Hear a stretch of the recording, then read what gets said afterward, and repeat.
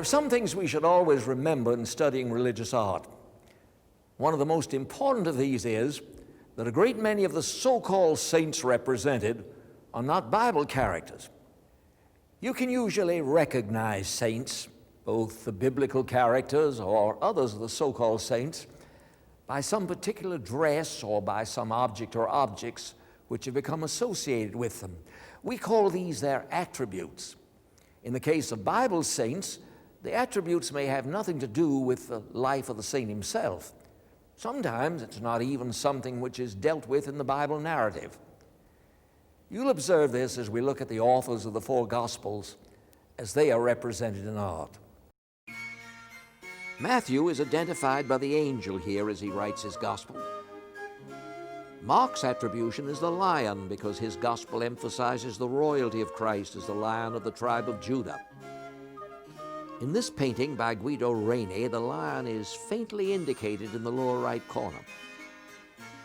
St. Luke is the author of the Gospel named for him as well as the book of the Acts. He is called the beloved physician. There's a legend that he was also a painter. His attribute is the ox, for his Gospel emphasizes Christ the servant and Christ the sacrifice. The ox is an instrument for service and also an object of sacrifice. John, who was the youngest of the 12 apostles and the brother of James, is called the disciple whom Jesus loved. Here are two pictures. The first, painted in Spain about 1525 or 30, shows John's symbol, the eagle, as real as John himself. He holds the inkwell, while the young evangelist is trimming his pen.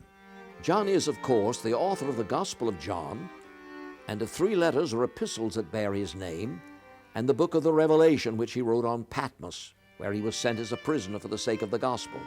He was the last of the apostles to die, and except for Judas, the only one not martyred. Here John, still represented as quite young, is shown with the eagle, faintly indicated, handing him a plume to be used as a pen. He was an old man when he wrote the book of the Revelation. After his banishment to the island was ended, he's said to have returned to Ephesus, where he had ministered before he was sent to Patmos. There are 2 legends which have been added to the story which explain 2 other objects associated with him. It is said that he was ordered by the emperor to drink a cup of poisoned wine, and when he took up the cup, the poison left it in the form of a snake. So he is sometimes identified with the cup and the snake leaving it.